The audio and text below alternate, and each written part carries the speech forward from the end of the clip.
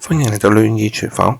今日嘅推介係鹹蛋蒸肉餅，容易整又好食。Let us begin。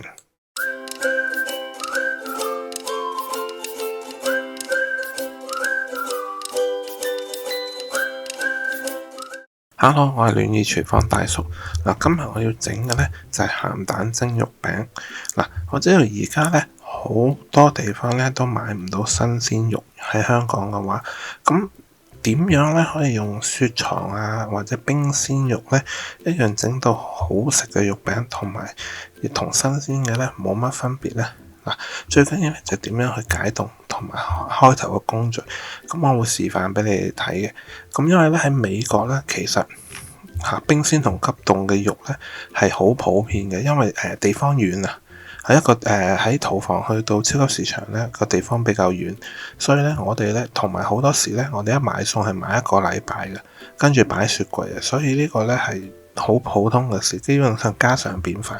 咁我想同大家分享下，睇下大家交流下啦，點樣去整到急凍雪藏肉一樣可以好食。跟住你話喂，手剁嘅我冇乜咁嘅時間。你可以買絞肉，咁絞肉呢就要買肥啲。因為唔肥嘅呢嘅豬肉呢，一陣整出嚟嘅肉餅係唔好食嘅。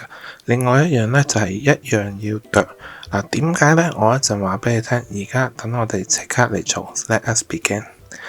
首先呢，我今次買嘅呢就係雪藏嘅豬扒。咁要帶肥嘅。你無論你買咩肉呢，整個肉餅呢，佢一定要有肥。你可以買五花腩、雪藏嘅新鮮都得，排骨一樣要帶肥，因為呢你一陣要有啲肥膏去切去一齊剁，咁先好食嘅。雪藏呢通常呢就解凍之後呢就要沖水。你開頭呢沖嗰陣時呢會濁噶，你要沖到佢好似而家你見到咁樣呢，係啲水清呢，咁即係先叫可以開始落鹽。落咗鹽之後呢，就浸佢4-5分鐘。你落鹽之後，你會即刻見到佢呢，直情係啲會出血水嘅，咁係正常嘅。咁逼出啲血水同埋啲雪味出嚟。跟住呢啲豬肉呢，無論你買邊一隻呢，都要印乾佢，因為如果佢食飽咗水呢，一陣呢你醃同蒸嗰陣時呢，佢因為出水而來會唔入味㗎。咁所以呢，你一定要盡量整乾佢。跟住呢，你整乾咗啲豬扒或者五花腩啊，或者你買邊一個部位都好啦。整完佢哋之後呢，你就要將嗰個肥膏嗰個部位呢切出嚟先。你要將佢同嗰個瘦肉嗰度分開，因為肥膏我哋唔剁咁耐㗎。咁點解呢？就係因為你肥膏呢，你一陣佢會溶㗎。你蒸嗰陣時，佢會溶咁啲，即係會逼咁啲油出嚟㗎。咁如果你同豬肉一樣剁到咁溶呢，就冇乜嗰個油可以出到嚟，咁嗰個肉呢就會鞋。所以呢，肥膏呢我哋就分開，跟住之後呢，你分咗肥肉瘦肉之後呢，就將佢切成條狀。咁條狀呢，跟住就切粒，跟住就去剁。就係咁一塊變做一條條，跟住變咗一粒粒，跟住就剁佢變做絞肉。點解有好多人話買絞肉佢唔好食？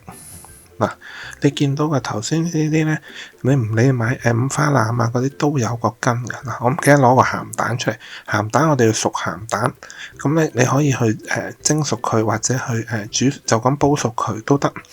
凍水落咁呢。我就買咗熟嘅鹹蛋，即係即刻可以用嘅。咁點解個肉嗰度咧會有陣膜咧？我要叫你切咗佢，因為嗰啲係根嚟㗎，剁唔爛㗎。跟住切嗰陣時咧，小心啲啊，因為咧你切咁啲油咧，個砧板會滑㗎。咁咧你一少少幾條咁樣切，就唔好貪快。一陣咧，佢線刀咧可能會切到手，慢慢唔好急。呢一個步驟咧就千祈唔好急。盡量慢慢整。如果你一陣切完啲肥膏個砧板滑咧，你可以揾個刀刮一刮佢個砧板，跟住咧就刮咗啲肥油，跟住先切瘦肉嗰邊，就冇咁容易線刀嘅。咁點解絞肉咧會冇咁好食？就係因為絞肉咧其實佢咧啲根係冇斷到，佢只不過將個肉壓落去個機度，將佢逼佢喺嗰啲好細嘅窿嗰度出嚟。咁其實如果你睇啲教育好多時咧，你會見到佢咧係黐住㗎，佢唔係真係變咗一粒粒㗎。所以咧，佢嗰啲根喺度咧，變咗你整嗰陣時咧就唔好食嗱。所以點解要剁啊？嗱，因為你剁咗之後咧，你自己再剁幾下咧，佢就會剁斷佢啲根啊。咁你剁過咧，同冇剁咧個口感咧係差好遠嘅嚇。你唔使話好似手剁豬肉咁樣剁咁耐，咁但係至少咧你要平均嚇，一面剁完同一個方向剁完。轉90度個方向再剁一次，跟住剁到好似個井字咁啊！成個豬肉，咁你剁完一次咧，反面再剁一次，咁咧先可以叫做 OK。你買膠肉就，但係咧始終都快過而家手剁嘅嗱。剁咧就係用刀前面嗱咁樣揈落去，即係當然唔係咁鬆，但係我想俾你睇，剁係用前面。如果咧你用後面咧，你剁完呢個咧隻手會好攰噶。用前面咁輕輕咁樣咧，好似上面放落去咁樣剁咧，好快嘅啫。其實每邊剁佢2分鐘咁上下咧，其實就已經變咗好 OK 噶啦嚇。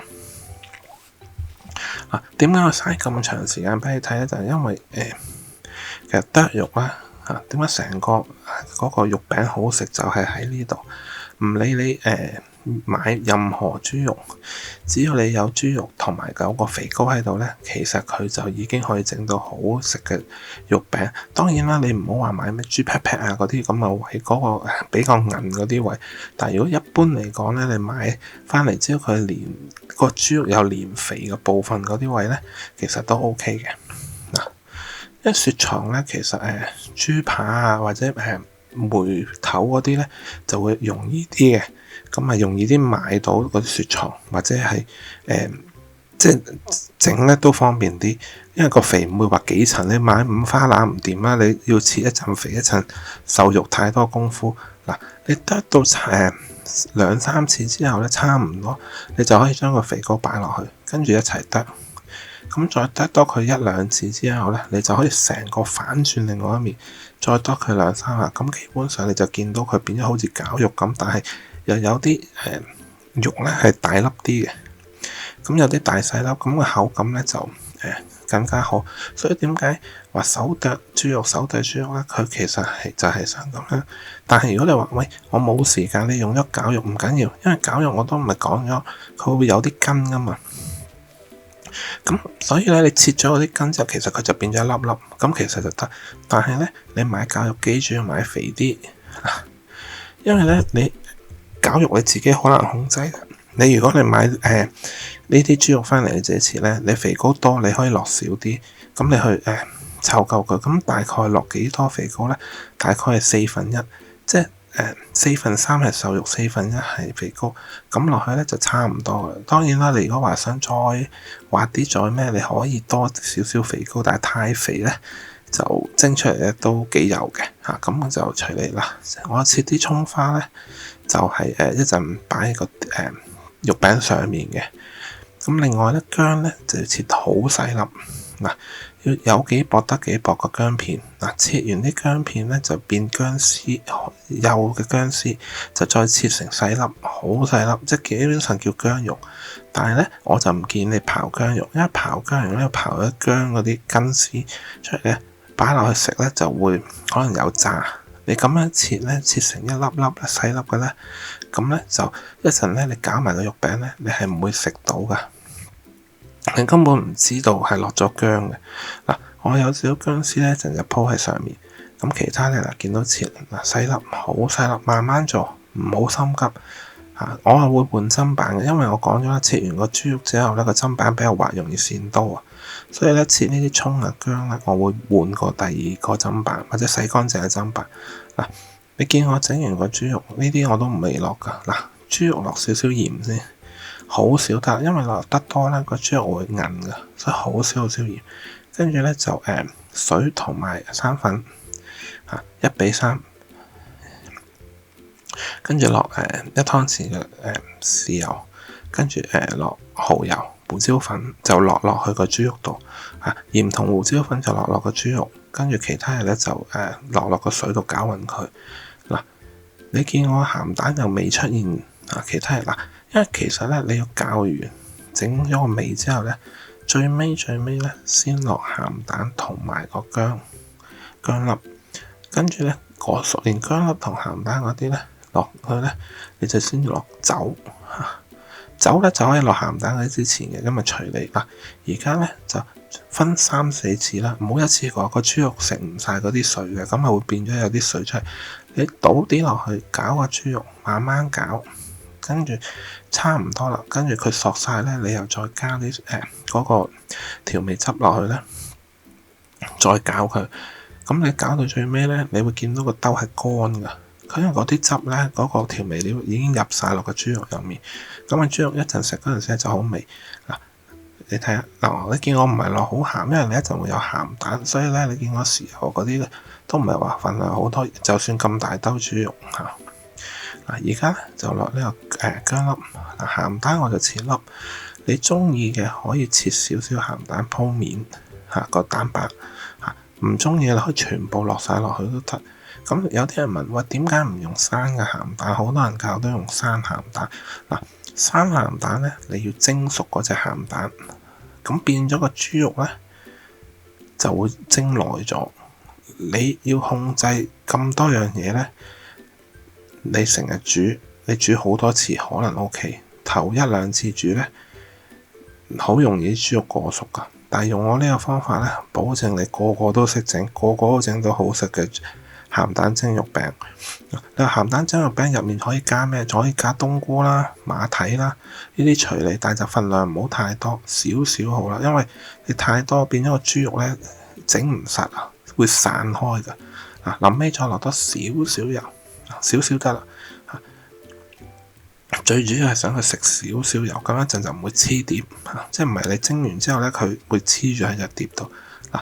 燉2、3下好啦，因為一燉得多咧，個豬肉會韌噶。你撻佢撻2、3下，純粹想佢即係實少少攞個形，跟住鋪平喺隻碟度，大火9分鐘。大火嘅意思係水滾，大火之後先開始計嗱。喺個肉餅中間整個窿啦，咁樣個肉餅咧就容易熟好多嗱。睇下你個份量幾多啦。如果你個份量喺呢度少啲嘅咧，8分鐘其實都得噶啦。如果你同我呢個份量一樣咧，9分鐘一定冇問題嘅大火蒸嚇，唔使落保鮮紙成嘅。如果你要落保鮮紙咧，時間就要多啲嗱。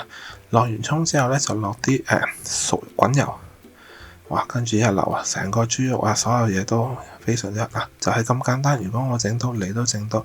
如果你中意我 video 嘅話，俾個 like 我，訂我頻道，撳個鐘仔，咁下次煮嘢食嘅時候你就唔會錯過啦。希望下次煮嘢食嘅時候見到你啦。Thank you，拜拜。